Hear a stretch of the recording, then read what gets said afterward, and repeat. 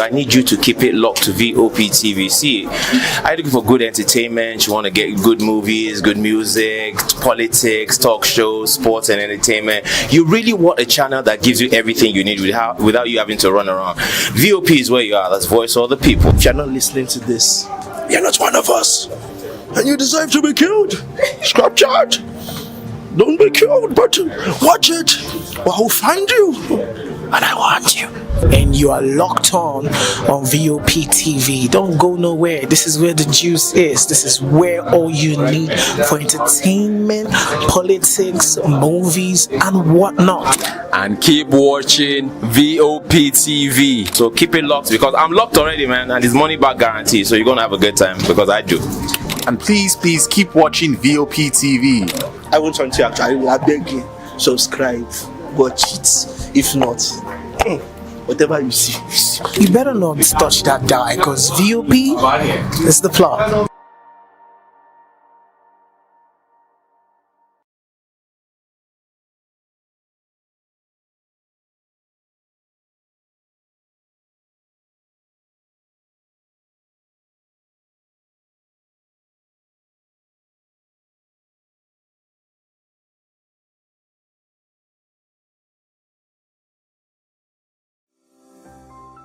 VOP TV. Now you have more than a voice.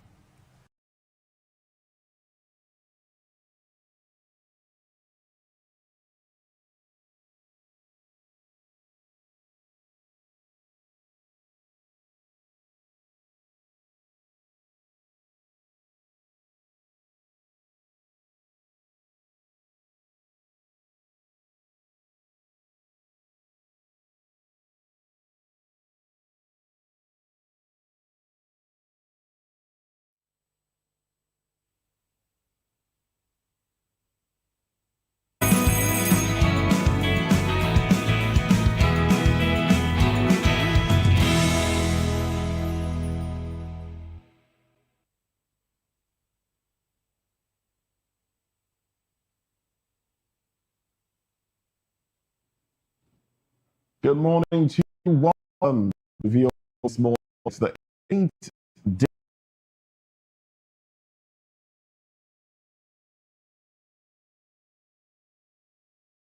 Let's take you through the topic for today. Farouk Ahmed, Kamala, new oil regulator, will not just 7 says rather be a minister. Acquire speaker on all 2027 APC tickets. Well, these are the conversations on our table this morning. Come on with us as we make sense of it all.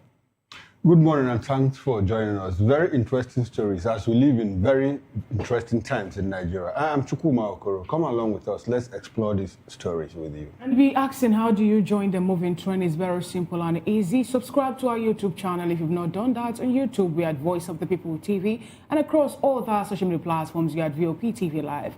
We also have a website where you can go in to get fresh and trending stories. And the website is www.vop.ng.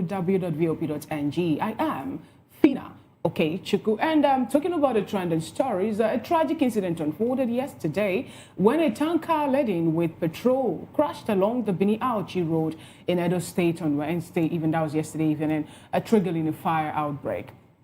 VOP television gathered that the tanker spilled fuel into drainage channels, linking several communities around Auchi, causing the flames to spread rapidly along the paths created by the escaping PMS. As the vehicle was engulfed in fire, the inferno traveled through the drainages, igniting areas along the connected routes and escalating the incident.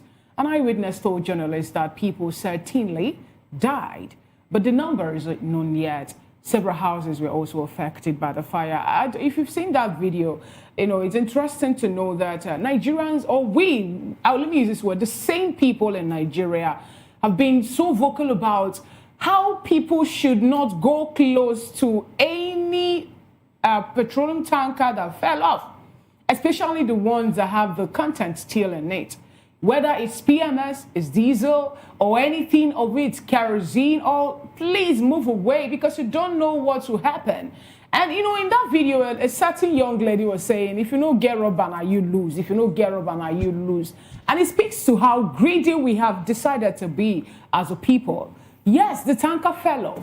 So why won't you find a way to run into safety first? All you did was just to stay there. You're scooping fuel because you believe it's cheaper. You're trying to do what to enrich yourself with a gallon or a keg or maybe a bucket of fuel. And guess what happened? There was a fire inferno. Yes, something happened. And so many people were affected. The people who are scooping fuel, they were affected. Those persons who also thought maybe it's not their businesses also were also affected. Yes, because yesterday I asked a question, I was like, when that incident happened, what did the people within that area, what did they do? The first thing that came into my mind is, okay, if they had alerted the fire service to say there is something, maybe an accident happened at a certain place, a certain time, and we saw the content of that petroleum tanker spill even into the drainages, I believe they would have done something, cordon off the area, getting the fire service guys, a team on ground, and make sure that the level of, well, let's say, death now and destruction that is registered in Amaechi will not have even gotten to this level. But some people say it's none of their business. Some went there to enrich themselves. And guess what? We get to know the number of persons that were affected. My heart goes out to, you know, families that lost their buildings, goes out, you know, some houses were also affected, you know, in that fire that broke out yesterday. Some people's source of livelihood, some business areas, some shops were also engulfed in fire. Some individuals who are innocent, you know, were also affected. So I also pray that the government, because one of the things that led to the tanker overturning was a bad road. It was a bad road, yes. So the government, please do something about this. We've been talking about how we can find a way to curb or to mitigate or to reduce the level of tankers spilling their content, falling off and all that. We have suggested we should find maybe a tube-line way to connect or to, you know, or even use a train, railway stations to transport all these, you know, highly inflammable goods. But I don't really know what is happening. I believe that some will say they are doing infrastructure development, but if we have channeled every other money or funds that we have into finding a perpetual way to end all this, the fires and every other thing, the spillage of the content, the overturning, or even sometimes we do hear that articulated vehicles too do fall. Containers collapse on vehicles. You know, so many sad stories. We'll find a way to reduce this. And it's another call for the government to up the game and do the needful. All right, so we've had over 70 tanker explosions, spillover and explosion since 2023, and it's alarming. Yes, there is the angle of the people exhibiting greed, wanting to scoop fuel, just trying to get a little something from, you know, the nation's well of wealth. You know, they see that. I think I'm trying to get my head into the mindset of some of these individuals. They see it as, okay, this belongs to us.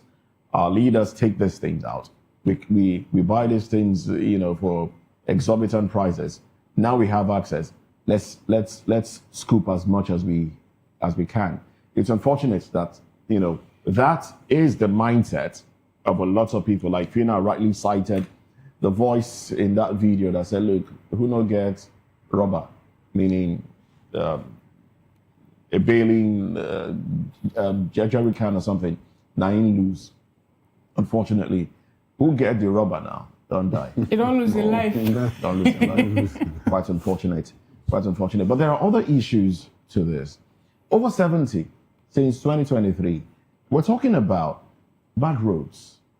Our roads are not even. I mean, even the roads that are good, the roads that have been tarred or, you know, fixed, if you check a lot of them, they are not even. They are, you know, distorted at portions. Now, these things can easily affect an overly laden tanker and cause it to fall over. We have containers falling over in some parts of Lagos, where we are broadcasting from, and it happens in other parts of the country as well. Now we are having, it's been happening. And then we also need to look at the experience of the drivers of these tankers. Dangote Refinery was accused of employing inexperienced drivers. Well, it's not just Dangote Refinery. I know some of these things are given out to third parties to operate, but you have a lot of people, some of them really young people too, really young people who just know how to move a tanker. I may not be experienced as to navigate it. There was an accident that was averted. I can't remember exactly where now, but it was averted because the driver was experienced enough to navigate. There was already fire, and he navigated the vehicle to an area where if there was, an explosion, it would not affect anybody. It would not affect any house, it would not affect anybody because he had the experience and he cared about the lives of people. So the issue of roads, the issue of experienced drivers, these are issues that our government need to look into. Also, the issue of the issue of transportation of these things. There are other ways. It's 2025, for goodness sake. There are ways of transporting these things. There are pipelines that can be, laid underground, under the sea, and all of that. And these things are transported to the nearest depot. So from the nearest depot to areas where they are needed will be short distances, and then we will avoid the multiple accidents that we've seen in the last 2 years. Over 70 since 2023. I mean, I looked that up and it was alarming. Over 70 petrol tanker explosions. I mean, we need to do better. We can do better. Now, to those who lost their lives, because I heard, when the tanker fell on its side, the contents spilled into drainages and the fire followed that trail. So there is a high possibility that those that were not even at the scene of the accident, scooping fuel, were also affected. It could be somebody in a shop, minding his business really, and was unaware of the smell of fuel, and then boom, there was an explosion. So we don't know the number of people that died. That information is not out there yet, but definitely people lost their lives according to the reports that we've gotten. But the number, we are not sure yet. But may their souls rest in peace. Quite unfortunate, I must say. Yes, may their souls rest in peace. And from me, to those who genuinely, innocently died, without knowing what caused it, my heart goes out to you people. My people say that, any man that kills himself, the gods got him for free. If you are aware that, look, there could be a spark and an explosion, and you went ahead into it, the gods got you for free. So I have no pity for you. Well, that said, as usual, our problems in Nigeria are intertwined, layered, as I always say. And because they are layers, nobody wants to take responsibility. We get into a debate and blame game. No, okay, we understand that the roads are not good, so the tanker tipped over and fell. Now, because the drainages were open, they were not blocked, and the fuel had to seep down and covered a lot of community within that area. Nobody wants to take responsibility. And for people who say, because we are poor, we have to go scoop fuel and probably make some money out of it. Everybody, we are shifting blames. No, the government should have done this. And for the drivers who are not trained, who are very reckless, as if they have their own lives, have a spare, as if they have a spare life. These are the problems we have in Nigeria. Layered, multiple, intertwined. And unfortunately, nobody wants to take responsibility. The Ministry of Transport is not going to take responsibility because what it will do is to appropriately blame, the driver. Now the driver will blame the Ministry of Transportation. The road is bad. If the road was good, I would have driven smoothly and passed that place. And the people that got caught, in the crossfires of ignorance and all of that will say, we went into all of that because we are poor. As usual, nobody wants to take responsibility. And it's a huge problem. In the next few days now, or even hours, the governor will come out to release a statement that, we sympathize with people that died, and he's going to slam a ban. Don't use this road by a certain time of the day and all of that. No consequences for actions. no consequences for infraction.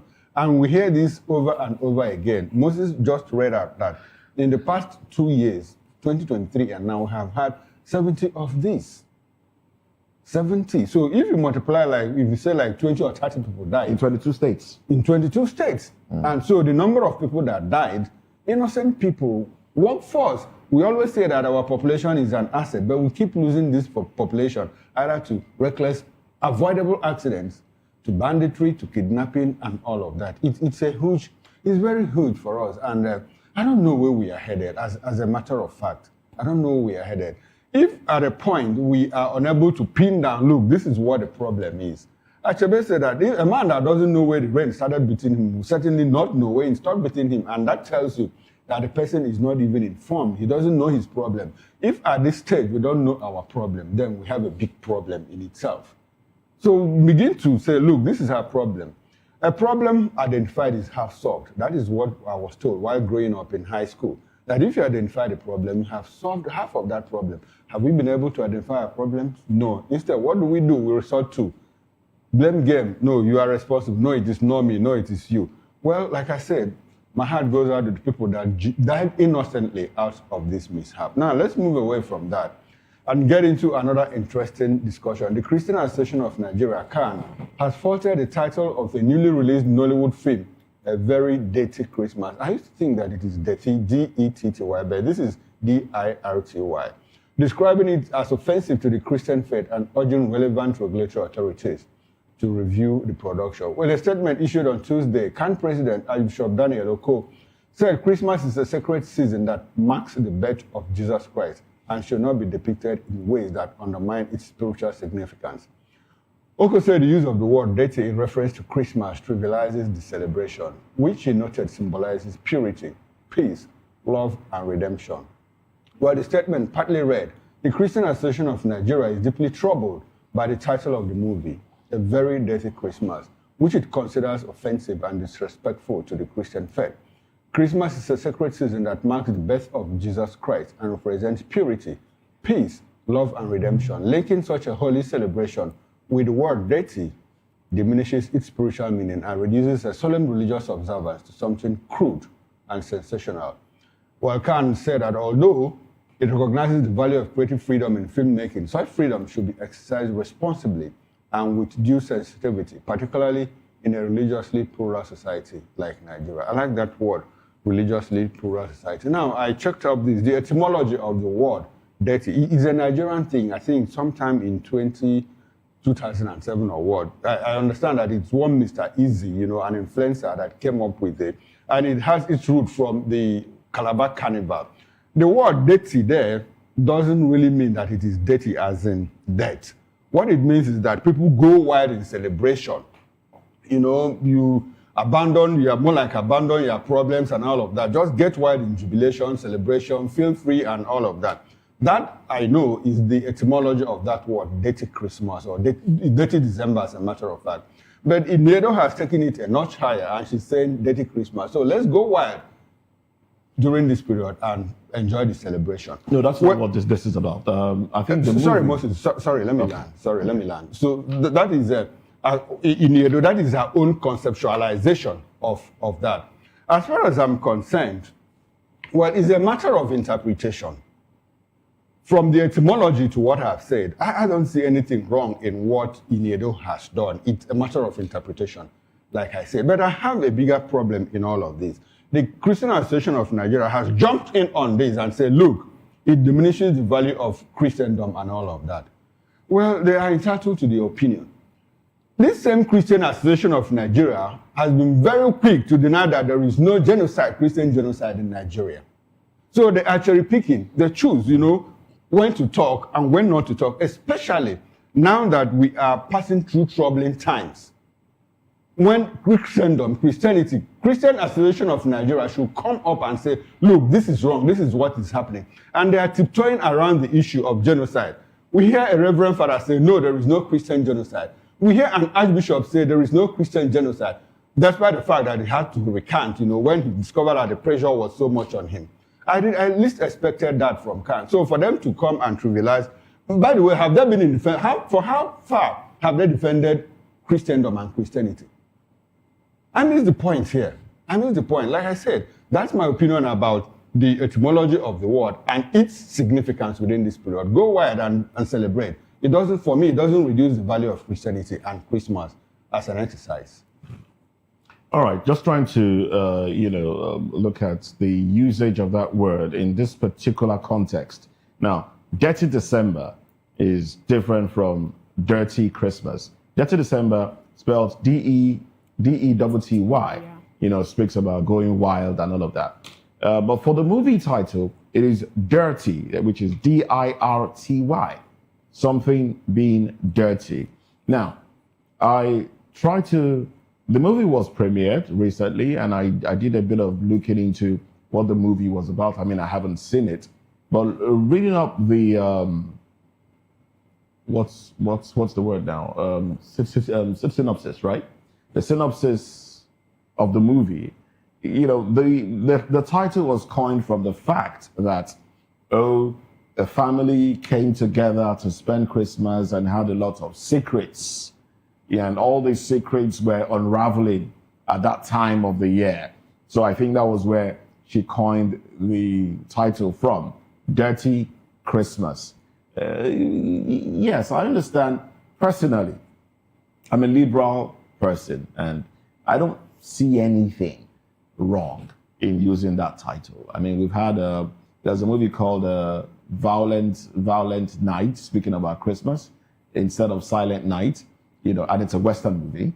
There are a few movies that speak to Christmas, and when they talk about Christmas, they talk more about love, relationship, not really about the essence of Christmas, the birth of Christ. No, they just talk around relationships and the rest. But looking at what the angle from which Christian Association of Nigeria, picked this from, the fact that we are in a plural society, I think we should be more circumspect in how we interpret things, how we put things out there. Because if this involved a different religion, all right, and you said something, I mean, just think about the listing that can be said, dirty, whatever. You know the kind of reaction you will get from that, from people that practice that religion. It will not be palatable. And we've seen in recent times, Christianity, Christmas, Easter, and the rest seems to be taken for granted. The other time, it was a bank did some advert during Easter, basically trivializing the season.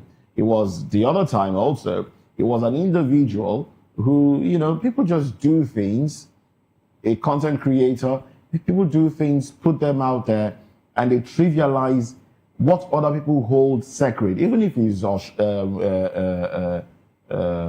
Ogun. If you know that the society you live in, somebody worships this, being Iron, Ogun, you don't trivialize it.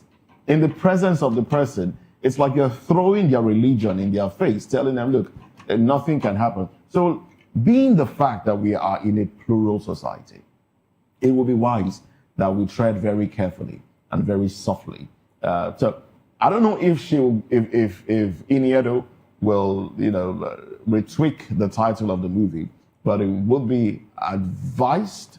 It would be advised that she does, so she doesn't continue to fan the embers of a narrative that we trivialize a particular religion and respect others, because that will not be good. As for Khan, I think they've been playing politics with the issues around genocide and the rest. It's politics, and it's really unfortunate that is what is going on, because lives have been lost, and and those that are saying, look, protect us.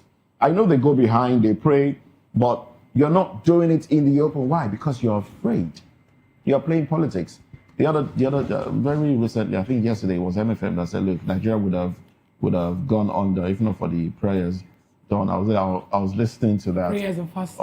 on radio, and I said, look, we are not facing the issues that we have. The issue of Nigeria is not an issue of prayer or fasting. It's the fact that we are not doing things the right way. Our leaders are not doing things the right way. So it's good to pray. It's good to fast.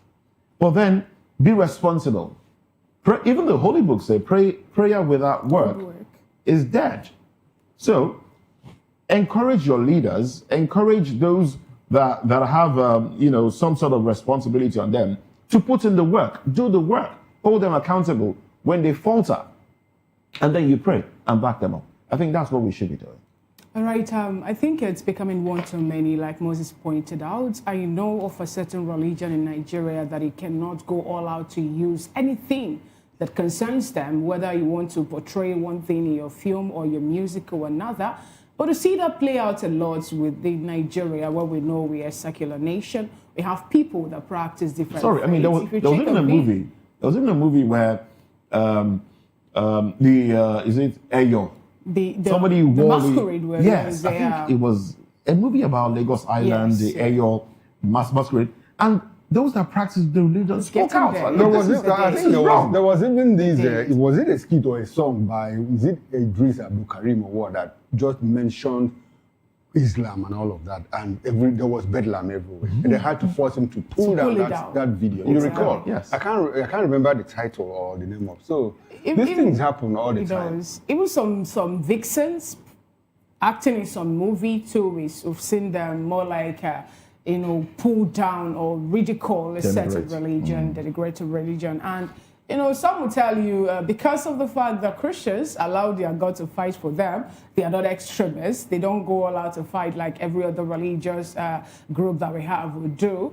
It's still making the religion to look like it's not really where it should be. I am of the opinion that if you know what is not good, let's not just wake up and take the liberty of other persons for granted. You don't do that. Because I'm certain, I could recall Deborah was killed. What did Deborah do? She made a statement on WhatsApp. And guess what? Another lady just of a recent, this year, 2025, lost her life in Niger State over what? Over some statements she made in her bar in a shop.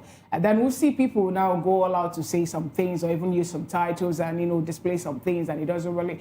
Anyway, but I believe that calling the authority to look into it is a work now of the Nigerian Communications Commission to also vet it, to know what they are to do about it, and more like calling out our producers and film producers, filmmakers.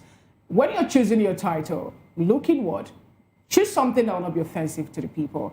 That's all I can say to that. As regarding Khan playing politics with genocide and killings in Nigeria, it's a shame. I'm sorry to say, with all due respect to the organization and also their head, it's a shame that you will play politics with lives of people. It's a shame that you play politics with things, that you can't take back. I can lose my money and I can get it somehow someday. But when someone is dead, though for us we see that death is more like a quick pathway to greater abode. But when it is being done in a way that can be avoided and you're playing politics with dead dashes, you don't really know what you're doing there. You're set as a can leader or organization leader. That's it. Before we leave, I mean, if your God is so powerful, why do you have to fight for him? But that's the thing. Your God should fight for himself. That's the thing. So we should allow God to fight in this case of Christmas, using it. No, in all ramifications, you don't need to fight for your God. But anyway. All right. Let's quickly move away from these conversations. Let's look at the papers now. We do have newspaper headlines. The Punch has these headlines right beside the masthead: salaries. Debt service gulp 105% of government revenue. All right, then that can be found on page 9. Yes, page 9 of the paper. Burkina Faso frees detained Nigerian soldiers' aircraft. That's good news. Insecurity. Federal government, NLC to meet in January. 4 investors push for Lagos Calabar Highway concession. And then the big story: petrol war fallout. NMDPRA, NUPRC bosses resign as Dangote's petition rocks sector. Downstream tension grows as marketers fear business collapse. Experts say oil new regulators may feel threatened by Dangote. All right. Will they? Okay. Well, JAM to accredit 1,039 CBT centers for 2026 UTME. Fresh storm brews over new tax law. And then there was that senator who said, look, what was deliberated upon and agreed upon is different from what was gazetted. Okay, all of that we will x-ray in the course of the program. Federal government bans wood export, revokes licenses. Malami kicks after EFCC raids Kebbi, Abuja homes. Ogun government orders fresh Awujale selection process. Well, these are the headlines on the cover page of the Punch newspaper. And up next will be the Guardian newspaper with the window headlines just beneath the masthead. NMDPRA Dangote face off. Tinubu picks replacement as Farouk. Komolafe resigns. Reps probes FIRS, France MOU on tax administration. At nationwide protest, NLC demands prosecution of financiers and to security. The banner headline: tax reforms push back. Revenue crisis threaten 2026 fiscal plan. Fault lines threaten constitutional reforms consensus as reps vote today. Again, court asks IGP to suspend tinted glass policy. January 2nd is the day the police said it will start enforcing it. Let's see if they will obey the court at this time. Rep legalize Beaver's e-transmission of results. I'll take that again. Reps legalize Beaver's e-transmission of results. SGF suspends enforcement on alcohol sachet PET bottles ban. NDIC, while we revoked house sales contract with Senator Boza. And the bottom headline: Nigeria, Central Europe launch new chamber to promote trade, investment. Those are the stories on the cover page of the Guardian newspaper today. And let's quickly run through the Nigerian News Direct with the window headlines. EFCC arrests herbalist in possession of $3.4 million, 280,000 euros counterfeit notes. I'll check that again for clarity. EFCC arrests herbalist in possession of $3.4 million, 280,000 euros counterfeit notes. NDIC, NIBSS to sign MOU to fast-track customer reimbursement for failed banks. NLC embarks on nationwide protest, demand decisive action against insecurity. Now the big story. Amidst corruption allegations, Tinubu replaces NUPRC, NMDPRA CEOs, name Eyesan Saidu as replacement. And the bottom strip headline: UBA launches $100 million drive to own vehicle financing scheme. And that's it from the New Direct newspaper. Well, that's it for newspaper review. Newspaper headlines. Newspaper review will be much later at 10 o'clock. We'll go deeper into these headlines and make sense of it all. Well, now let's get into the conversation for this morning. We're looking at the oil sector. NMDPRA, that's Nigeria Midstream Downstream Petroleum Regulatory Authority, and Nigeria Upstream Regulatory Commission bosses Farouk Ahmed and Komolafe have resigned. President Tinubu has nominated new oil regulators and they are waiting Senate approval. Let's look at all of this. The $5 million school fees and every other issue surrounding this. Let's dissect this all. Join us in a bit.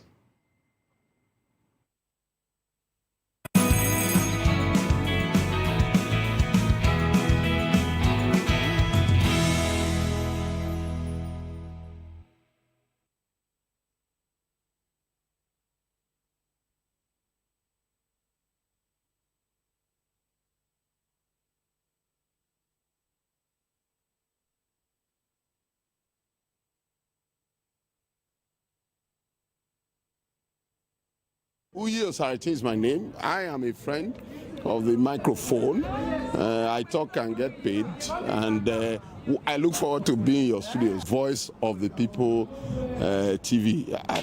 That name is unique, and the brand is very sweet. I like the packaging, picture qualities, camera qualities, and then of course, the quality of human beings that I see sometimes on your channel. I'll be like, well, this TV station will go places. Voice of the People TV. Oh yes, You are on to Voice of the People TV, live here in Benin City, the cradle of black civilization. What are you waiting for? Tune in, bro. Hey guys, what's up? How you all doing? They call me Ovisha Nelson One, your number one celebrity host, and you are watching Voice of the People Television, VOP. Stay tuned.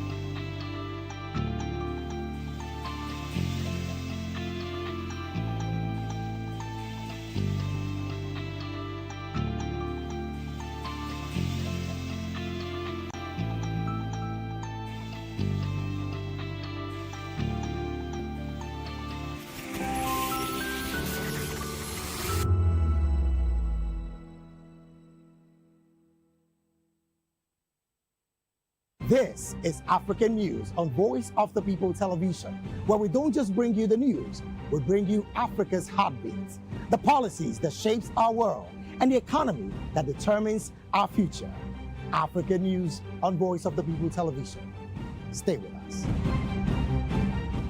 Voice of the People, you can hear me now. My name is Patrick Doyle, and I wish that you continue to echo the voices of the people. Big up VOP TV.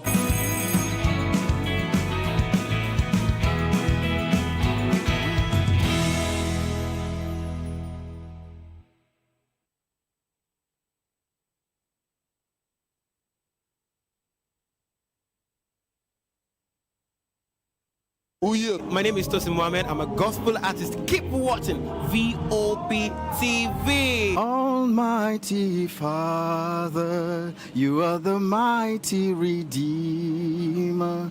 We've come to worship at your feet, oh Lord. This is Ayotunde Adejimo, chilling with you on the Voice of the People TV. Don't touch that remote. You are where God wants you to be. Listening to the Voice of the People TV. The Bible says we should give thanks in all circumstances.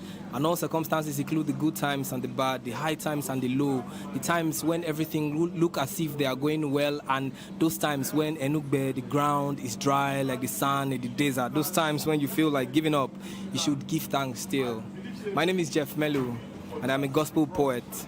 And you should keep watching VOP TV. Don't touch that dial. Yes, sir.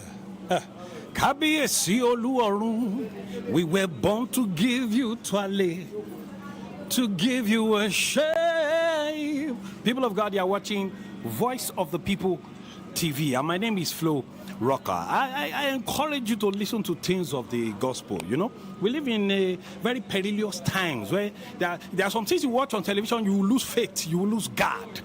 Keep your eyes on Voice of the People TV and remain blessed. Flo Rocker says so. Kuzoshi. On Edge Dialogue.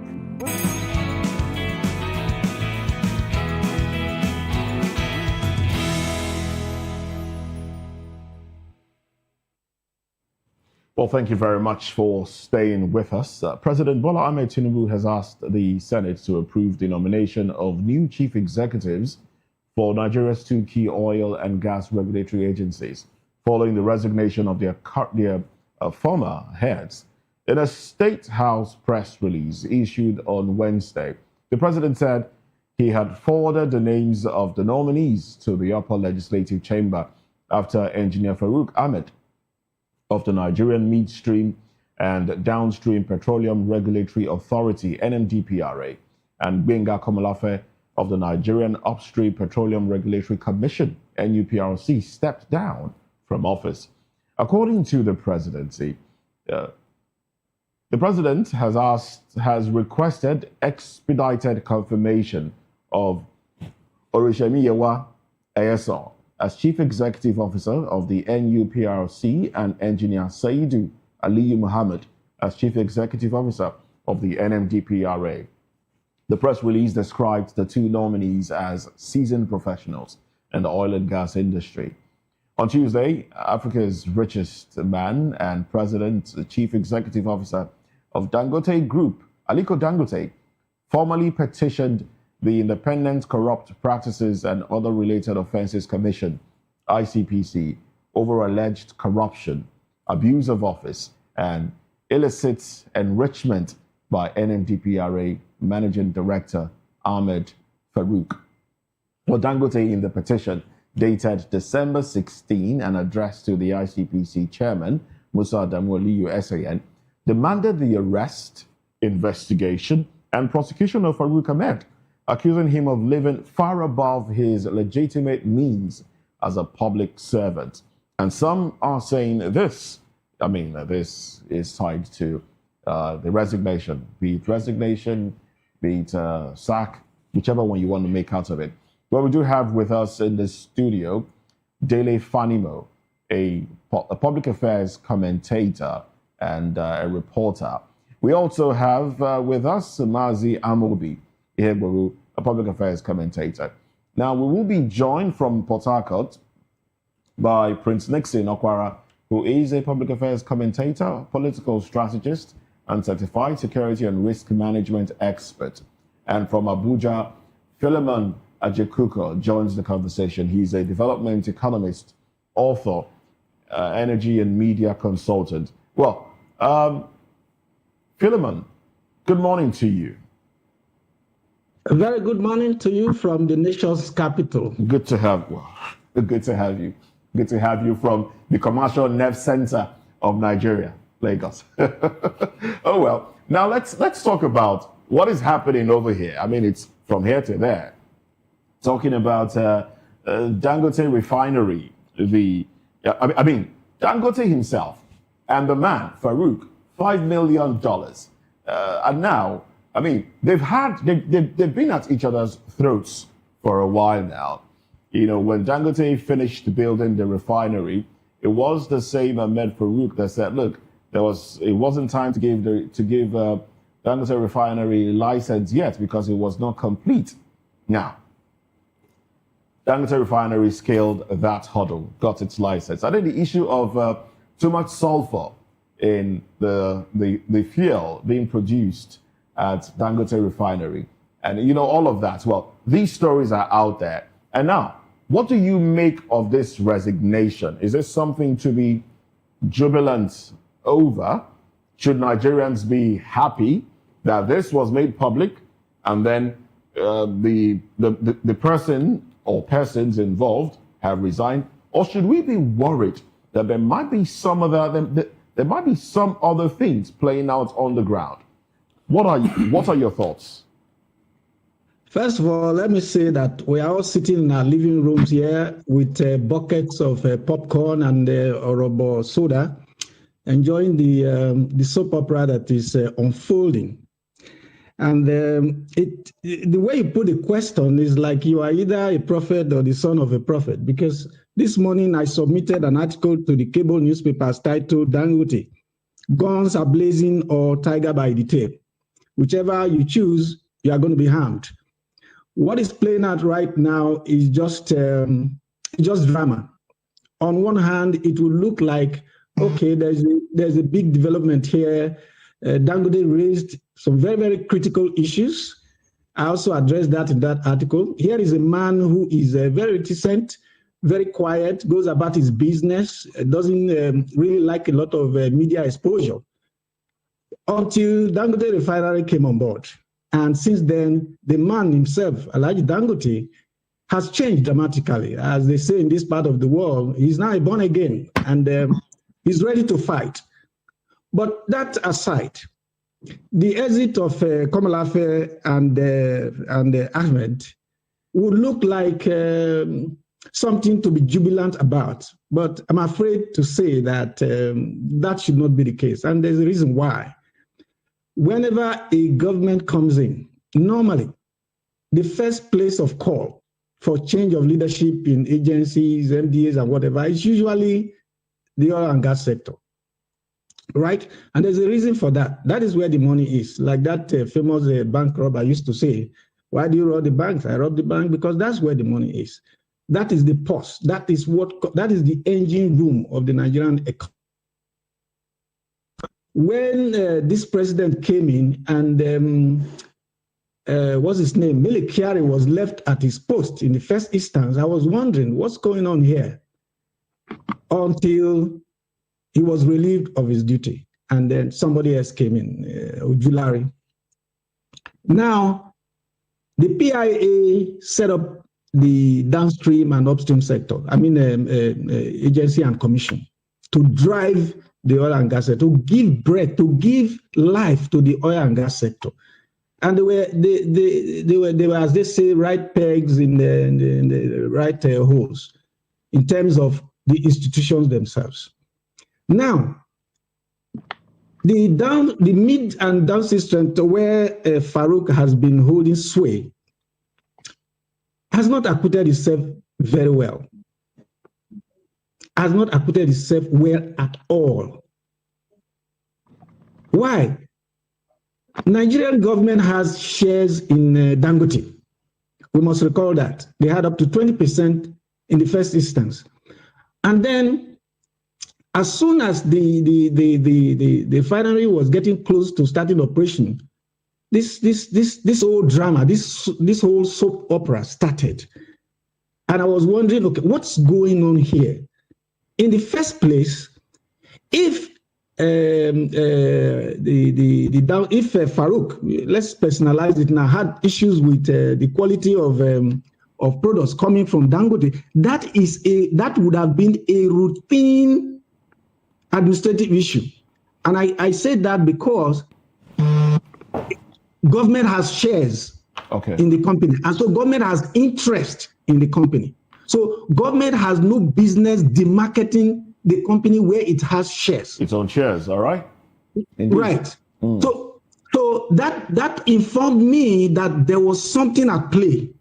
So what do you think was at play? What do you think was at play? What do you think was at play? What I thought was at play was that there were competing forces in the Cabal Kingdom. First of all, with the new government coming in, that those what do I call them now? Those appointments, those institutions are considered juicy areas. All right. Now, as soon as there was no change, I also think that the cabal felt they had made a mistake with Dangote coming on board. You remember that at some point they asked NNPC put forward a proposal that Dangote, you know what, we are going to buy everything that you are pumping out. Okay. And then we sell to the public. You remember? Yes, of course. And for whatever reason, then Dangote agreed, conceded. And I thought Dangote was making a mistake, but it could have been as a result of the pressure on him. So he conceded. Okay, let's can you please hold on to that thought? Please hold on to that thought. Well, I'll come back to you. Let's get the pulse of other analysts on this subject. Now, Mazi Amobi Iheburu, let me come to you now. You know, it's basically the same question. Your thoughts on what's been going on and the resignation. Is it Uhuru? Are we going to see investigations take place? You know, we have a limited time on the show, so I would like all our thoughts in. Are we going to see investigation take place? Are we going to see, because I mean, if some people say if investigations are allowed to take place, then a lot more people might go down and it might go all the way to the top. So is this going to be... Is that not okay by Nigerians? That is what it should be. Now that Farouk has resigned, you know, what it tells me is that probably the presidency must have seen the merits of Dangote's petition. Did he really resign or was this hard? We were told, in the public domain, we were told he resigned. All right. You know, Nigeria has a way of giving people soft landing. You know, he has resigned. But that tells us that the presidency agreed in its entirety what Dangote is saying. I stand to be corrected. Because if the presidency did not agree, then, we couldn't have seen this spate of resignation. Having said that, that does not vitiate the fact that Farouk should face trial. You see, we have a way of doing these things that now that he has resigned, the thing is watered down. No, we must dig deep to get to the root of this problem.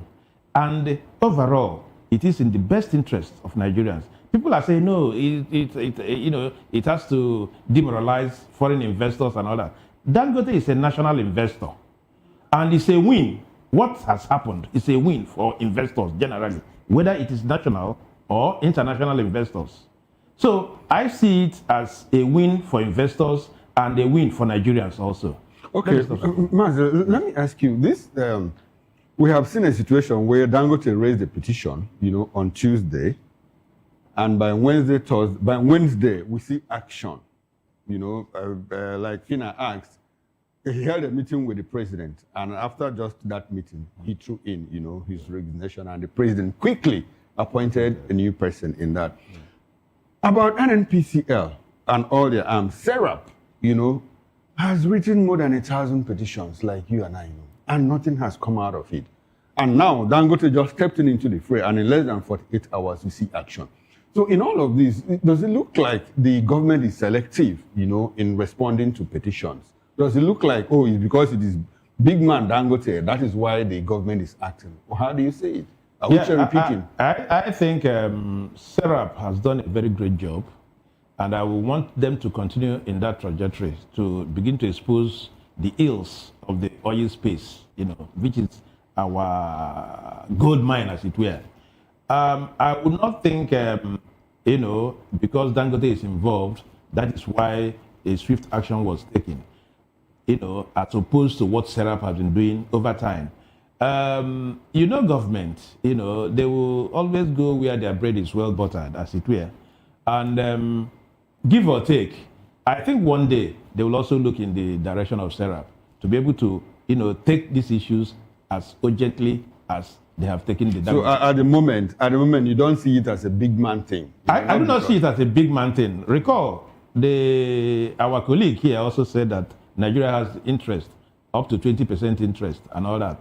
And if you go back, down the lane, you see how these things were built up. It's not a one-day thing. It has built up over time. And then somebody, Dangote is not just an investor, he's a national investor, and he's also a big Nigerian, so to say. So whatever his feelings are should be well accommodated in the government. All right. Then I see you shake your head. So I would like to have your response, to the whole drama, the Dangote Farouk saga. What is in the name Farouk? Another Farouk down.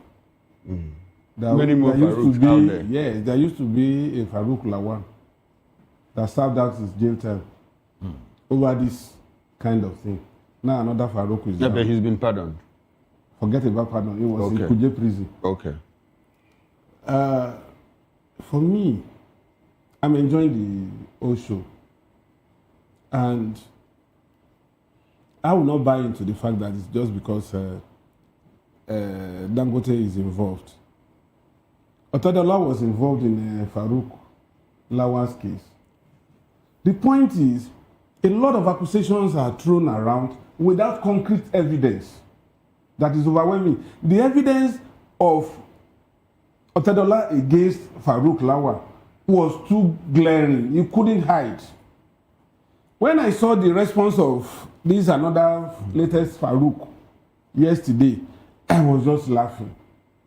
It was neither here nor there because he was actually captured with overwhelming evidence. So, but these are still allegations. They have not been investigated. I said, you see, it's one thing to assume just the way our security operatives do in Nigeria. They first arrest you and then ask you, somebody said you stole. Did you steal? How much did you steal? Where did you keep the loot? But this time around, everything, the school, the period, and all that. Exactly my point. They are still within the realm of allegation. I am not saying that they have been convicted. Okay. What I'm saying is, if you just assume, maybe as a result of your hunch or as a result of trying to witch hunt me, if you place allegation against me, that's when I can find a way of wriggling out. But if I know that this evidence is too overwhelming, why did he resign in the first place? Would you expect to see further investigation in this regard? You remember the issue of Naji, the minister? No. Okay, yes. Not Bat. Yeah. The minister. Uche Naji, yes. The minister. Right after he resigned, everything calmed down. I mean, we are not seeing anything. So why is it that when people are accused of misappropriation of funds, corruption, especially when they're in public office, they resign? And that kills the issue. Everything just goes quiet. It is not solely the fault of government. Whose fault is it? It is the fault of my constituency, the media. We should prosecute? No, to follow up. When you follow up, you put government on its toes, and they will have to take action. But the moment we break the story, we know what happens in the newsroom. We've seen Serap and so many other CSOs secure judgment against the government, and yet they are yet to implement it. So when you say it is the work of the media to do more of a follow-up and, make the government to do something, have we ever seen that play out? Let's take, for example, what happened during the last administration and even what is playing out up until today, the issue regarding the NSAS protesters, the shooting, the killings, and every other thing. A panel was set in Lagos for example, and then we saw the outcome of that. Have we ever seen the government take full responsibility of their actions? I will still answer this question the same way I've answered the previous one. You see, let me tell you. I was reading a particular story that happened in India. The complicity of doctors, pharmacists, big hospitals, making false claims, making false diagnoses. And I know that it happens in Nigeria. But it was the media that exposed this thing that became a big scandal today in India. I shared it with all of you. What we are saying is media should also come alive. Media should go beyond press releases. For instance, if I were to still be in the newsroom as a news editor, my reporter cannot bring that statement written by Farouk Ahmed without interrogating it. I won't publish it. All right then. Okay, but let's go back. Do we have Prince Nixon in the conversation already? All right, great. Good to have you join this conversation, Prince Nixon Okwara. Now, let's. Do you expect further investigation in this case involving Ahmed Farouk? And also, there are fears that with the resignation and nomination of new persons, it might be Dangote having his way. Do you think that? Do you share that same thought? And some are even saying these new chief executive officers might be wary or scared of Dangote himself and may not want to step on his toes. What are your thoughts? Thank you very much for this opportunity. The truth there is, when an investor in such a sector that will say that is the live wire of our nation comes out openly to challenge a regulatory authority, it's not just about the Dangote himself. It signals deeper problems. It shows how deep our institutional rust has gone. Let's take it from the point of probability theory. One offender increases the chances that there are more Farouk in the system. So it is not even about the fear of those who are employed against Dangote. It is about how many Farouks that are left in the system. I think when we have an unbiased workers who control our regulatory agencies, you begin to see them having a stand against certain practices, and they'll not be afraid of anyone. Why you see a lot of people who say they are afraid is when you are corrupt. When you yourself have multiple skeletons in your cupboard, you will not want to challenge some statistics or persons or institutions. But the issue here is this: the Farouk Lawal himself was not clean. If he was clean, we could be listening to him. Let me recall your mind on one of the programs where you asked me a question on the standoff between the labor union and the Dangotes. Recall what I said. I told you Rare, that when you look at what is happening with the labor union, that they are now representing a cabal. They are no longer serving the interests of Nigerians or even the claimed labor union they represent. You can see those who control the system, part of them. And this Farouk is just maybe an agent. One of the challenges our president is having is part of this. This man was appointed by Buhari and all that. If you go deeper and search, you find out the people who are behind him and why he's in that office. A young man that just came from Illinois, and he has been in the oil sector to this point, that no other Nigeria has had that opportunity. So what I'm looking at is not just about Farouk, it's how many Farouk that is left in our regulatory agencies. They should all be flushed out. It's not about Dangote. Dangote is a businessman. Every businessman anywhere in the world will want to catch him where he sees opportunities. He takes a very straightforward system, a system that is devoid of manipulations, to stand against such businesses or whatever. When you look at anywhere in the world, people go there to look at their laws and opportunities. That is what business is all about. You can see what happened in those days in America when Trump was accused of evading tax and all that. He had what he said, that he's a businessman, he take opportunity to make money. So you don't blame Dangote in this matter. I have never blamed him. Rather, he has taken a bold step by bringing this system. Well, he's taking a bold step. Some would say a bold step that benefits him, really. The other time we talked about the cabal, and Nigerians expected Dangote to sing and mention names, but he went quiet after a while. So he's a businessman, and it all might just be to his, it all might just be things that benefit him. So should Nigerians be excited that these things are happening when they just benefit one man, really? I mean, they benefit the generality, but will that mean, or does that mean that corruption will be nipped in the bud? Don't forget that liberalizing the market alone is a form of control. It's a proactive and preventive approach to taking away corruption from the system, because when the market forces regulate the prices of wealth and the standard of purchase, obviously there will be some extent that certain corruption and practices will not be seen in the system. When you look at what happened during the subsidy days in this country and what's happening today, I bet you that you can see there is a departure from the old order. That's why the narrative I'm putting up here now. And if you look at it, if Dangote is a businessman, quite agree, he's not the only businessman.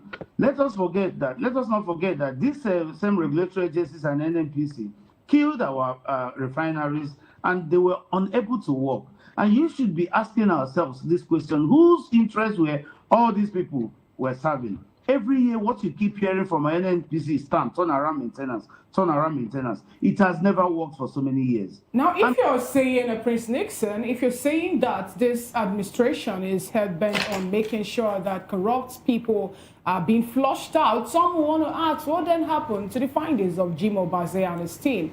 Because you could recall that the first thing the president did was set up a committee to look into all agencies in Nigeria and bring out findings. But at the end of the day, some persons were fingered, some persons were caught, some names made it to Jimo Baze's list. And the team was disbanded, and we did not hear further thing again from it. Then another thing again is, how possible will it be for the president or this administration to fight against corruption without first of all looking into what is causing that? Dangote talked about how people were still being given licenses to import PMS, even when it's against the PIA Act. But the only thing we saw was more like a brief meeting between the president and the boss of NMPDRA, and resignation being tendered.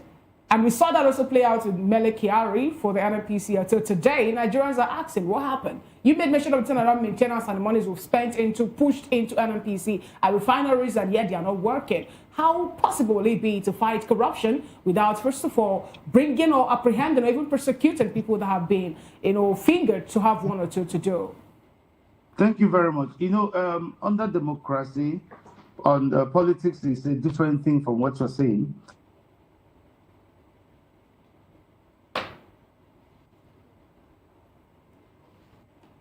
Well, we seem to have an... Go ahead, please. Go ahead. Yeah. Some of these people were inherited by this administration. He didn't appoint them. And with the level of rot and decay the president met, it is not just a one-night approach to solve these problems. I bet you this, under the past administration or the previous administrations, I'm not sure Dangote will have the guts to say what he said today. They will kill that business today. Take my word to the bank. All right, then. Well, let's go round one more time. Let's get back to Mr. Philemon Ajekuka. Let's have you conclude on the narrative you were putting out, and also respond to the question of further investigation being carried out and what you see, your projections for the future. Do you think the new CEOs will be afraid working with Dangote? It's that red kerchief on the head, because he has evacuated some of the critical points that I want to make. What is happening now is just a game. It's a game that will not necessarily end in favor of Nigerians. Not necessarily. Yeah. We saw Mele Kyari go, Ojulari coming. Now ask yourself, what has changed at NNPC? In fact, within a few months, Ojulari's neck was on the block. I don't know what saved him, but he got saved. What has changed? Nothing. So the cabal that has been eyeing that space evacuated by the two gentlemen finally saw an opportunity to move in, and they have put pressure on the president to ensure that that space is open so that he can take over that space. It may not necessarily lead. It's not necessarily a victory for Dangote. It is not. If he thinks it's a victory for him, then he really needs to watch his back. And as for the prosecution, I think there are historical cases to look at. We have Mele Kyari that is still pending, right? And a whole lot of others. Remember what happened? Is it Aiboji or so of Access Bank that came up with some very brutal outcomes? What happened? Till today, nothing. Why? Because the whole industry is buried in opacity. There's a book called A Swamp Full of Dollars. So this swamp that is full of dollars, you have a lot of crocodile in there. And every movement, you have a new set of people that entrench themselves. But to say that the president is taking action based on Dangote's position, it's not necessarily so. Okay. Besides that, Shukuma raised the question: why the president not take or the former president not take action based on what Serap had been.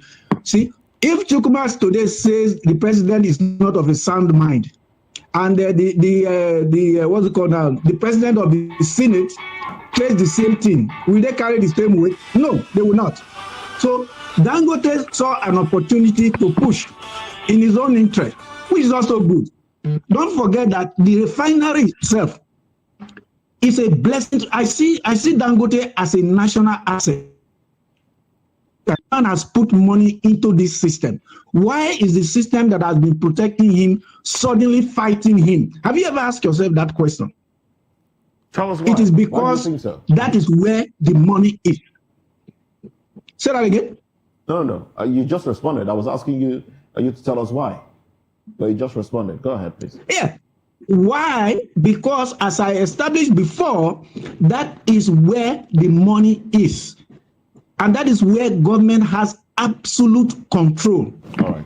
And that is where a lot of Nigerians enrich themselves. Remember what the former CBN governor said, that if you want to become a billionaire overnight, you do foreign exchange. The same thing applies to the oil sector. There are people who own oil fields in this country. They don't know where those oil fields are.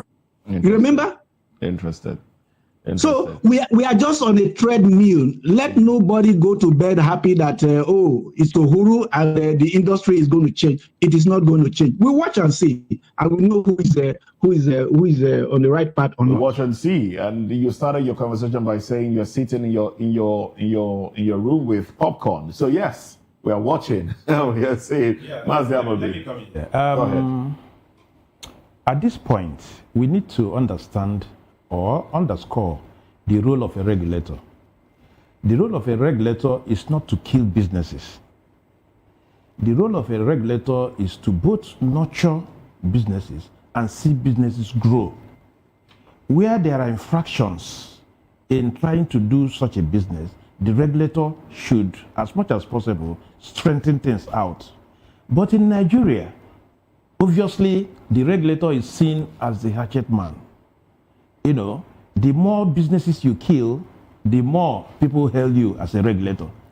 That is antithetical to what a regulator should do. A regulator should prop businesses, ensure that businesses develop, ensure that growth is also ensured in businesses. In Nigeria, that narrative needs to change as much as possible.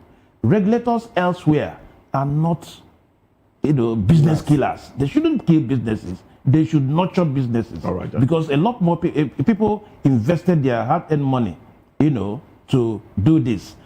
That is as far as that is concerned. Then the other arm of your question, there is need for prosecution of this. We need to go further.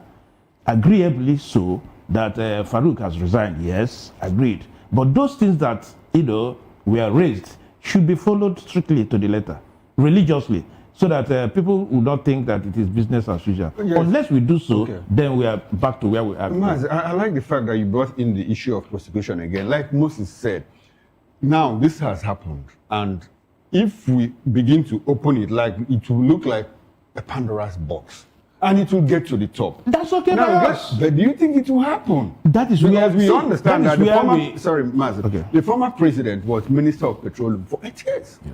And the current president has been Minister of Petroleum for 2.5 years. So if we get to the top, I mean, what are we going to see? So do you expect or do you see it happening that this investigation will be broadened to the extent that, well, so many other fishes will be caught in the net? Is it going to happen? It is going to be better for Nigerians if that is so.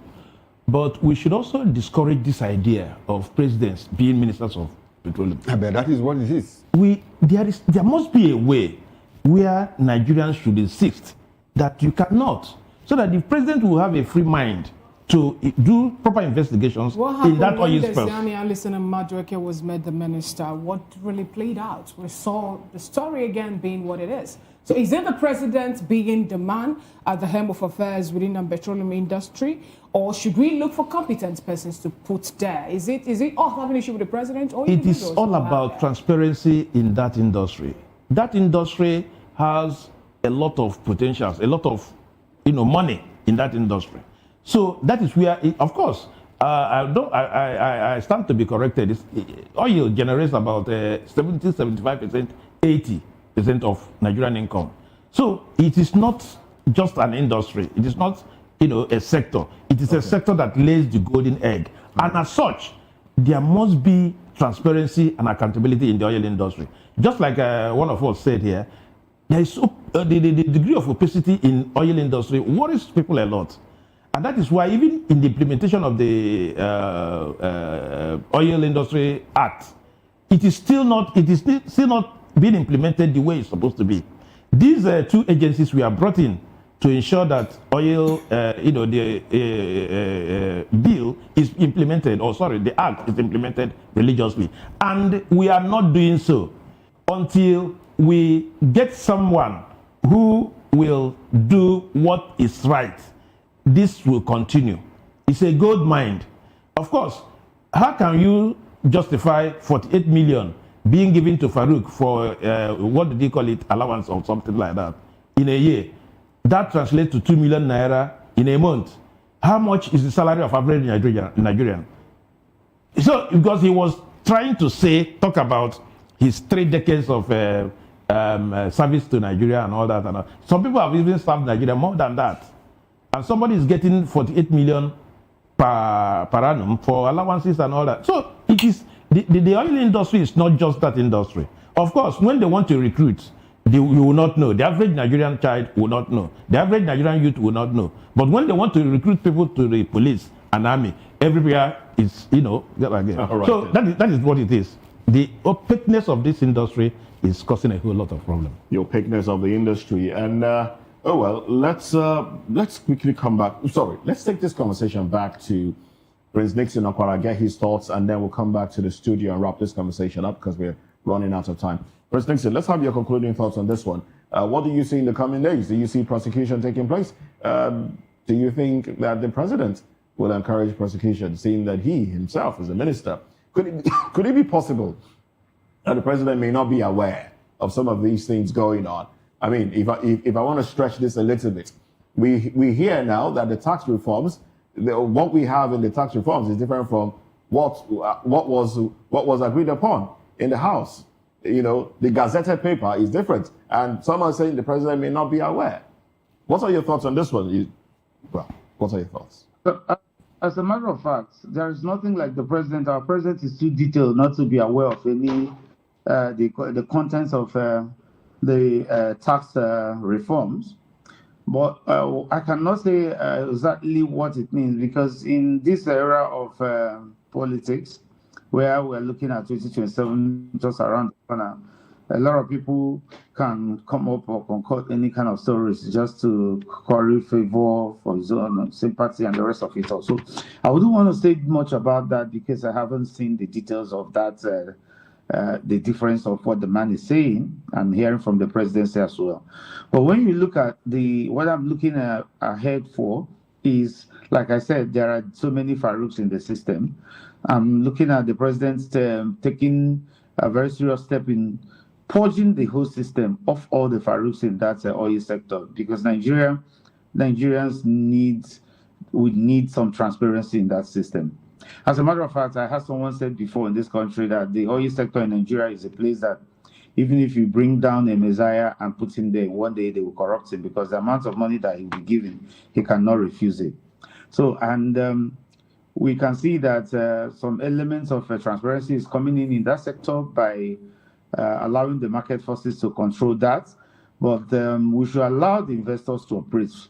If anybody feels he has more money, he can as well set up more refineries. That's what we need here. Okay. So I'm looking at a system whereby so many of these people will be arrested and prosecuted, and more inquiry set up in this system so that we can have a regulatory agency that is devoid of any manipulations or corrupt practices. And certainly, this should not just end up here. It should be extended to other sectors. You can imagine from our borders and the rest of it all.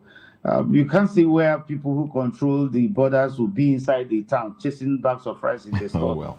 Some of these things are part of the things that... Well, some people say the problems bedeviling us in Nigeria is layered, and until it will take quite a while to unravel all of it. Mr. Dele Fanimo, let's have your concluding thoughts on this. My concluding thoughts is that I still want to go back to my constituency. We should do more, because, like he rightly said, there are more Farouks. We just saw 2. Many more are in the system. We should assist in exposing some of these people. We see them around. We know how they live above their means. Just because of inducement, we decide to keep quiet, So we should go all out and expose these people. That will help government. And then once we expose them, there is something that is called follow-up in the newsroom. Once you break a story, it doesn't end there. You follow up until you get to the concluding part of the case. Look at the several gates in America. It was the journalists that followed up to the end that he got conviction and all that. That's the role of the media, and we must do it and do it expressly to show that we are there, not just this press release handout and all that. All right, thank you very much, gentlemen. We'd like you to stay with us as we get into another conversation now. Now, talking politics. Amaechi explains why he will not deputize for anyone in 2027, says he would rather be a minister. Oh, well, let's talk about this when we come back. Join us again.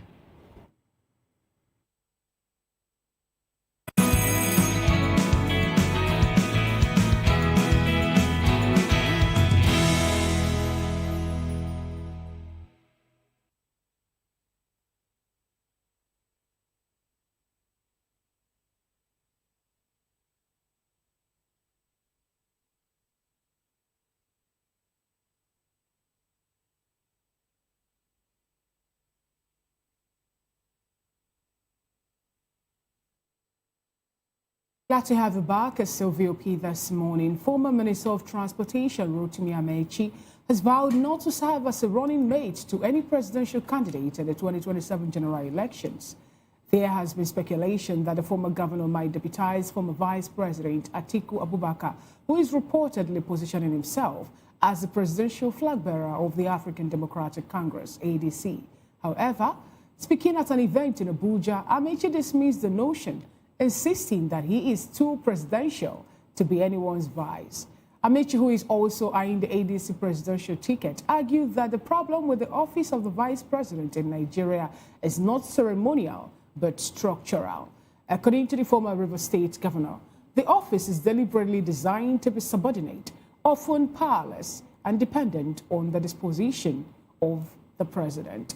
We still have with us in the studio Delefani Moore, a seasoned veteran reporter and political affairs analyst, Mazi Amobi Heboro, a public affairs analyst, and Prince Nixon Okora, public affairs and political affairs analyst too. We have Philemon Ajeko, and thank you so much, gentlemen, for being with us. But before we start, before we go into question and answers, let's get a cue from this video where Amaechi made those statements himself. I will not be vice president to anybody. Let's go. There are too many reasons why I won't be vice president to anybody. The first reason is that I'm too presidential to be vice. We'll go there.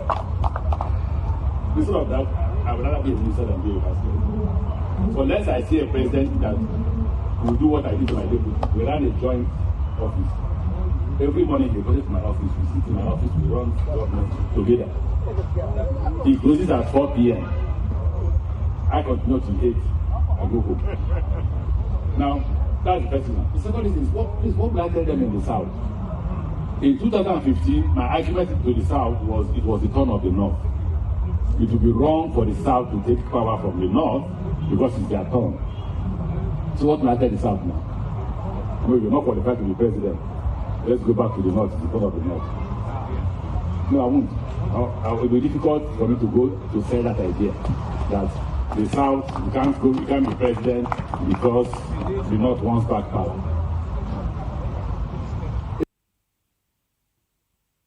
There you have it. That's Amaechi, Rotimi Amaechi, former Minister of Transportation and former Governor of River State, telling Nigerians that he is too presidential to deputize anyone.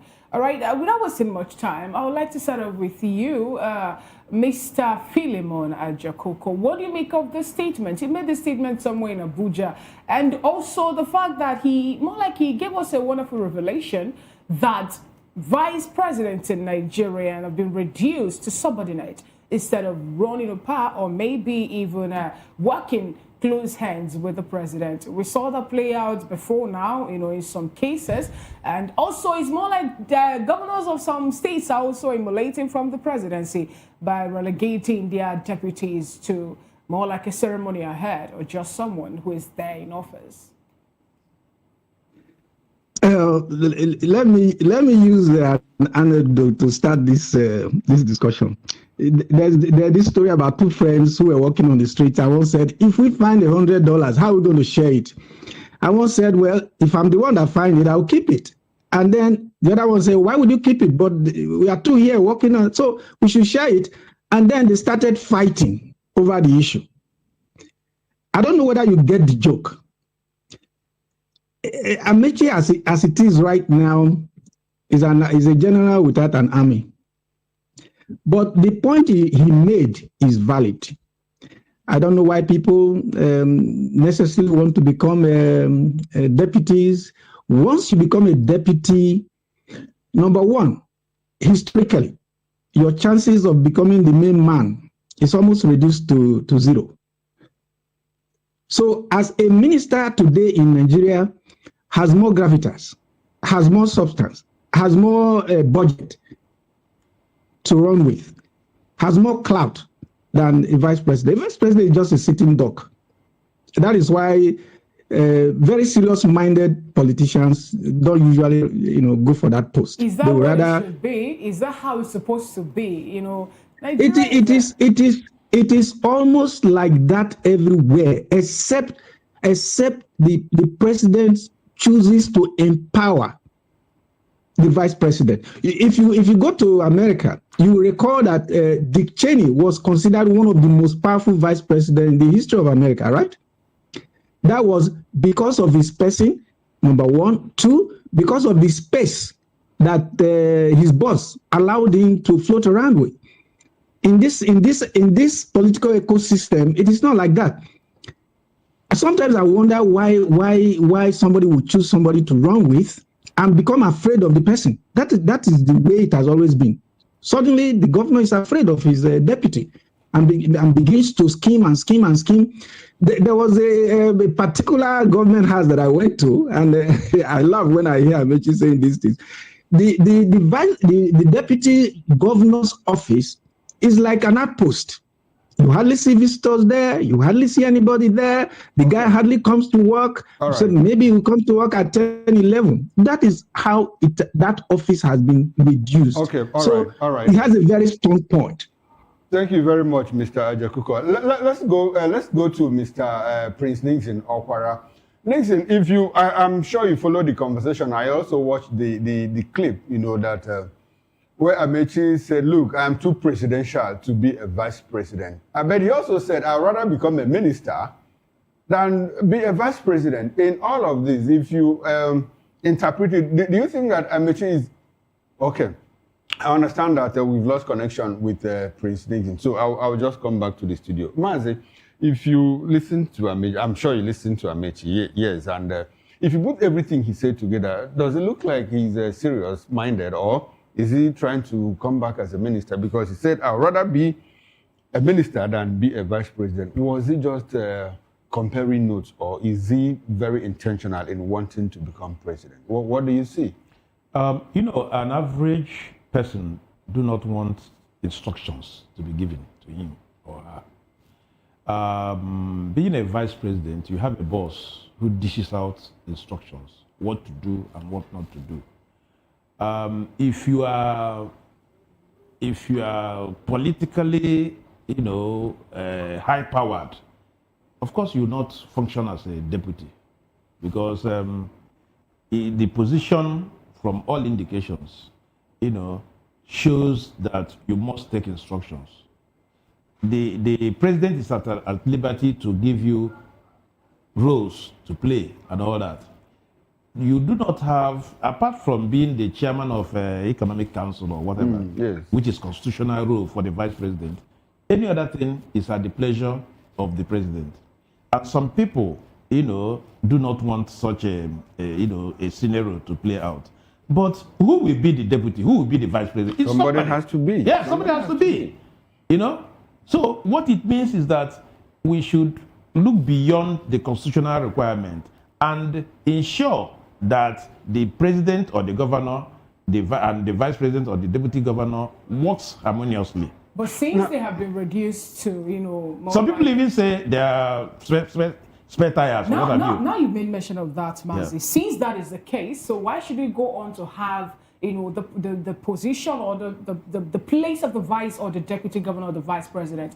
Even in Nigeria now, we see the president embarking on working visits instead of handing over to the deputy. So why should he extend or have such office? Very unfortunate. That is what I'm saying.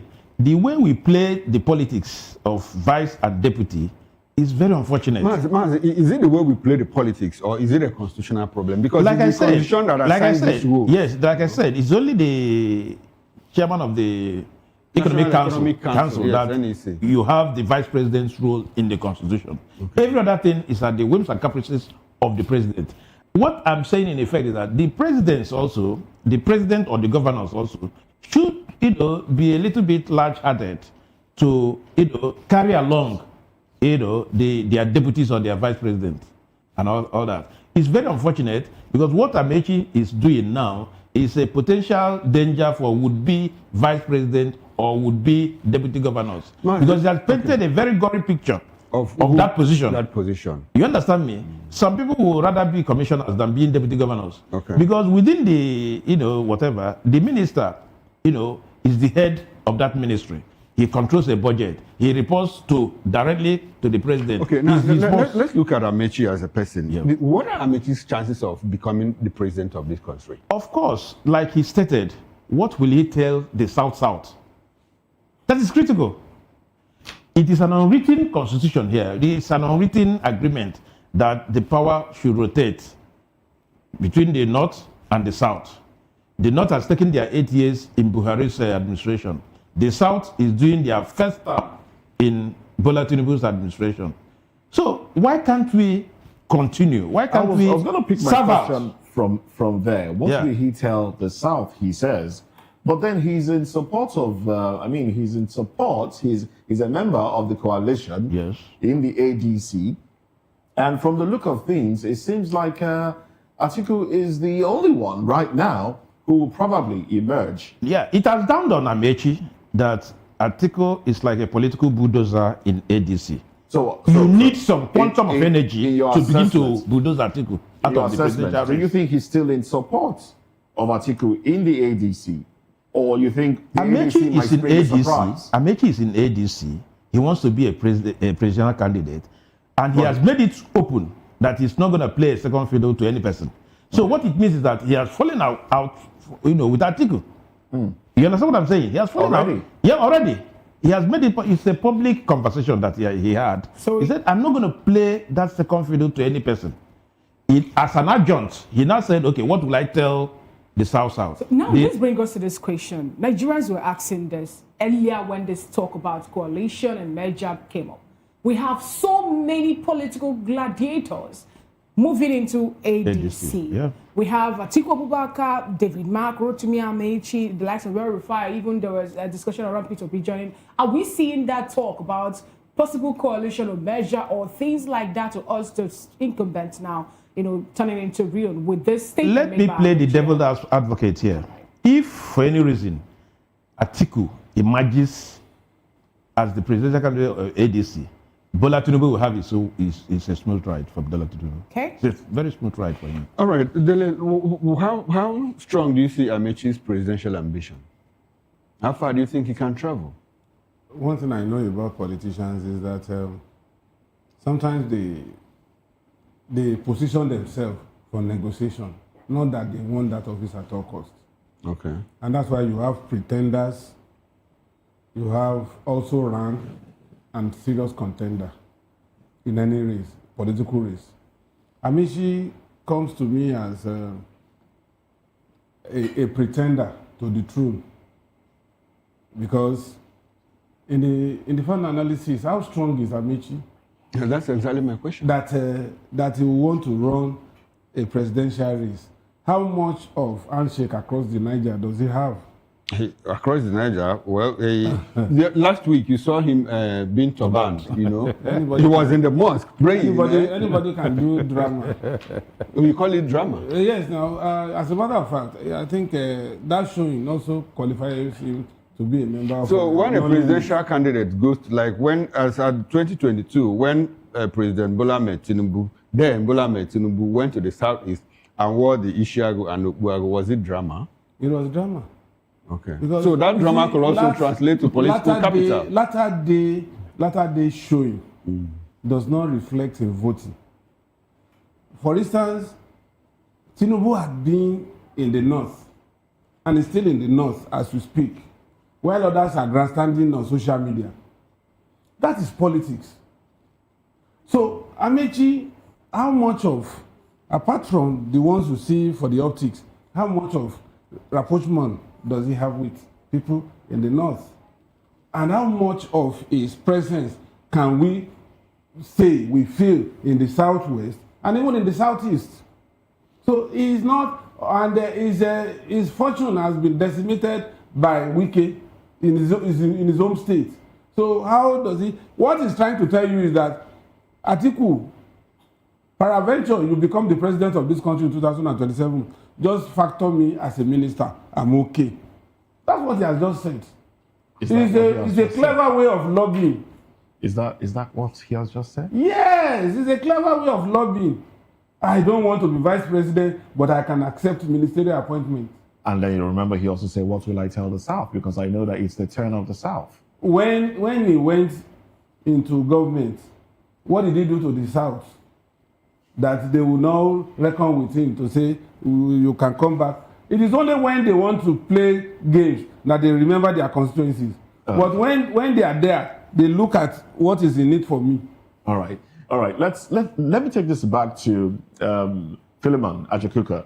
I want to highlight that statement, that part of the statement. What will I tell the South? That power should go back to the North because the North wants power. What will I tell the South? And he's saying, and every other thing that he said there.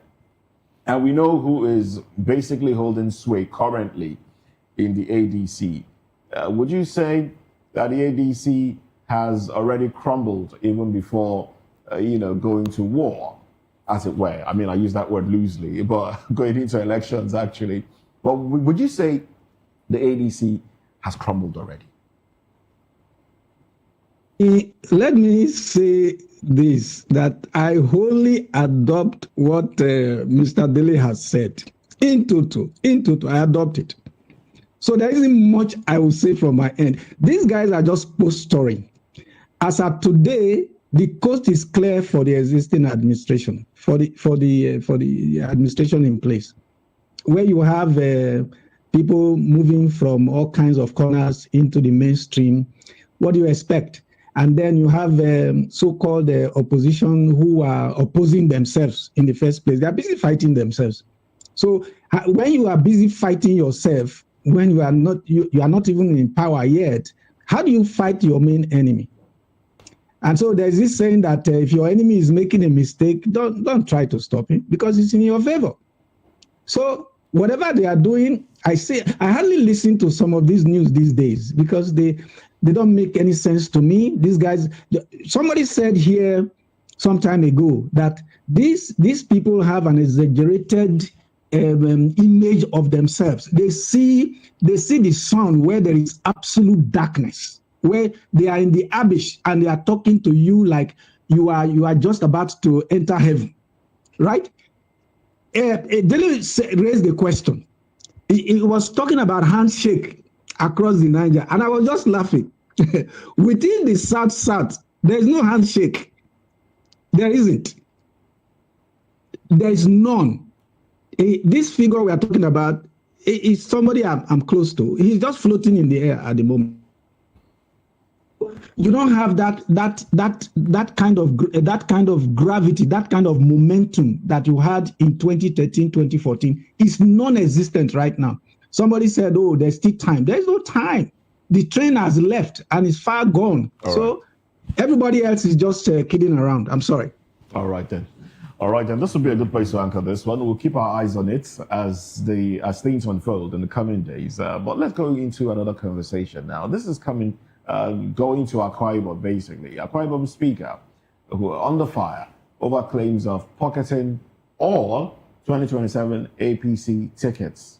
All right. Let's talk about this when we come back, gentlemen.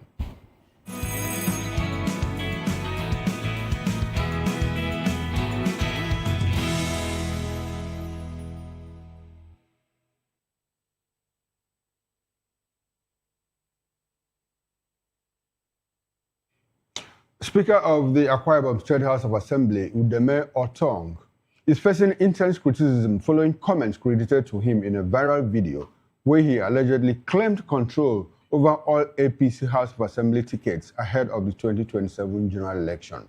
The remarks have triggered outrage within the All Progressives Congress in Akwa Ibom State, with party stakeholders describing the comments as reckless, provocative, and a threat to internal democracy. While the controversy followed the circulation of a video in which the speaker was seen speaking in Ibibio, that's his native language, during a gathering in his constituency. In the footage, he boasted about having exclusive control over the 26 APC House of Assembly tickets for the next election cycle, suggesting that no aspirant could secure a ticket without his approval. Now, this is very serious and scary. Well, in his words, all the tickets are already in my pocket.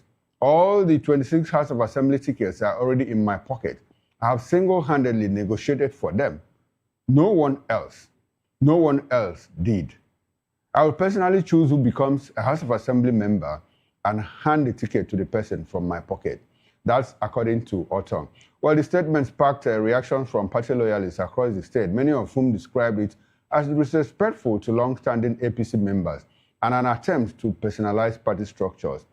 But a lot of people have reacted, including the APC Media Network, which says that, look, these comments undermine the authority of the party's constitutional organs and project the APC as a private enterprise controlled by an individual rather than a democratic institution. Well, we still have our gentlemen here. Mazi, let me come to you. This young man just spotted from the PDP with his governor to the APC, and he's already behaving like the lord of the manor in the APC. I have all the 26 tickets, House of Assembly tickets in my pocket. Has he imbibed the culture of lack of internal democracy in APC, like we say in some states? Is that what you see? Obviously, there is lack of internal democracy in our political parties. Okay, not just the APC. Not just the APC. Okay. Obvious lack of internal democracy. Come to think of it, he's the speaker. He has, when you have deep pockets, as it were, you begin to pontificate on what you want to do and whatever. Recall also that in Akwa Ibom, what will play out if he carries out his threat? I think it's a political threat for now. If he carries out his threat, what it will mean is that no one single political party will dominate in Akwa Ibom State. That is that is the likely thing that we are going to see in 2027, because people would begin now to say, okay, let us see. You have taken Chukuma to represent a constituency. Let us see how it will work out. They will work against you, as it were. So in 2027, if care is not taken, if the speaker follows through his political threat to his political party, I'm afraid if APC will get the majority in that house. Mazi, do you see the speaker doing this without approval or without being on the same page with the governor? You see, in political arrangement in the states, the House of Assembly is interwoven with the executive. Okay. That is what it is. And that is why you have obvious harmony between the state governor or the executive and the legislator in the states. Where you have skirmish between the executive and the legislator in the house, then there must be something fishy. But most of the states are working in harmony with their governors. And that is why he can be an arrowhead, can be the point man for the governor to achieve this and all that. And that will bring a lot of, if the APC they met is not carried along, there must be need for them to, when they wanted to go to APC, there was some resentment by the owners of the party, as it were, in quotes, the owners of the party, because these guys are coming with their structure, with whatever the governor is coming with, and they know that the governor has muscle, financial muscle to bulldoze his way. So they are not playing second fiddle in their own house. They will not like it. All right. Now, Dele, let me bring you in. This issue now is like what Mazi said and the intro. A lot of people that were already there before they came are now raising eyebrows, saying, no, is that what you came to do and all of that? Could this lead to some form of internal implosion within the APC if it is not managed properly? Do you see that coming? You see, I liken this statement to the statement of a manager of a boxer. Even when you know that your man is the underdog, prelude to the fight, you would always boast. In fact, they boast more than the one that is likely to win. So it's just plain politics. There's nothing grounded in what he has said. Until something that he said publicly? Of course. Look, if I want to intimidate you, there are certain things I will say that you begin to look at yourself as, am I equal to the task to face this person? Even when I know that you can beat me. Look at Agbero on the street of Lagos.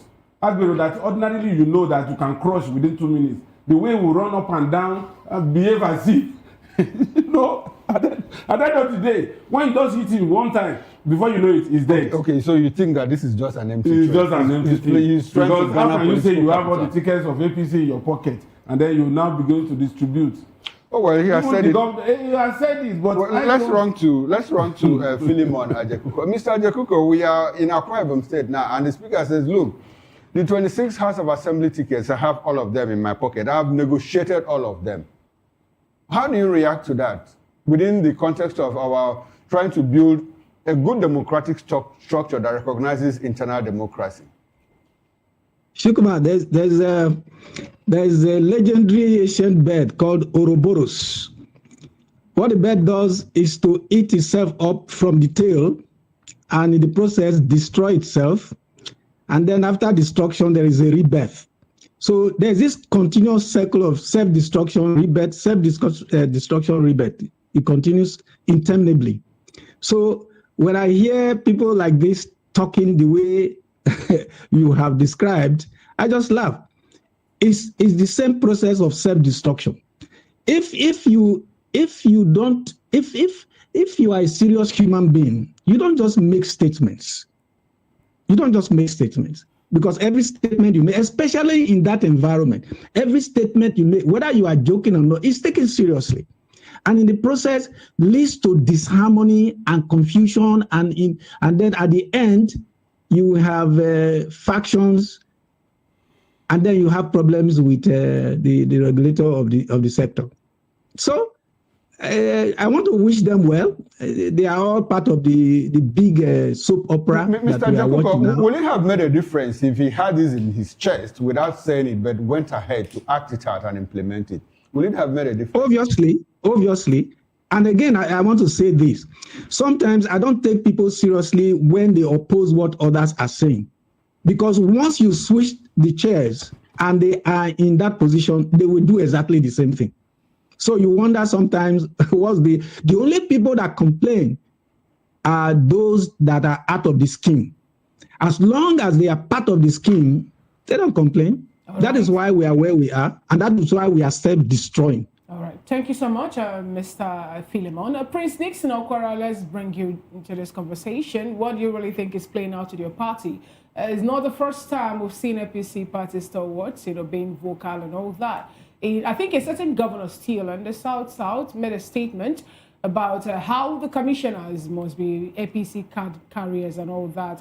And if you check it out, break it bit by bit, find out that it's more like the party is moving a trajectory that some have come up to say is a personal entity, and no one is running anybody in. Oh, okay. I guess I've lost connection to Prince Nixon. I would have loved him to give me his opinion on this course. He's an APC party stalwart. No, but let's bring it to the studio. Mr. Delifadimo, your opinion that he is just making a political statement that is not going to yield any fruit. A sitting governor said something that any member of or the people that will be given contract to must be APC card carriers, and he's walking the talk. And if you go to Edo State, for example, if you don't have a card that have the alpha, beta, insignia, forget it. Some people have also been asked, if you can't do it, leave.